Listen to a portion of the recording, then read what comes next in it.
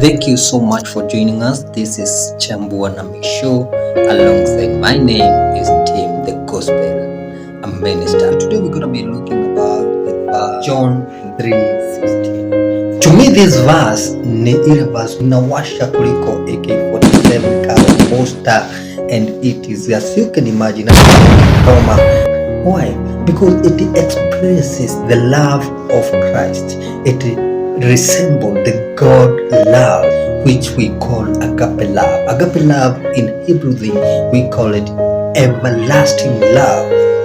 Everlasting love that is unfailing. The love that we experience day in, day out. For it says,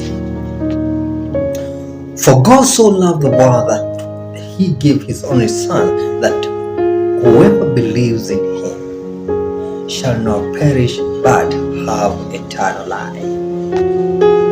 Well, let me try to explain this. Let's say God loved the world. Wow. This tells us that God's kingdom is not limited to any single nation or race. God's only entrance requirement is two things: repentance, two, rebirth. Sometimes it's easy to think that God love is only for a race or ethnic group. When we have this thought, we lose the truth of God's words. The truth is that everyone who believes in Jesus is saved. Are there any group that you think is not worth of being saved? Actually, there is none, because God say God loved the world. Full stop. If the world means the world, planet Earth yenye tuko hapa, una get? So aliipenda.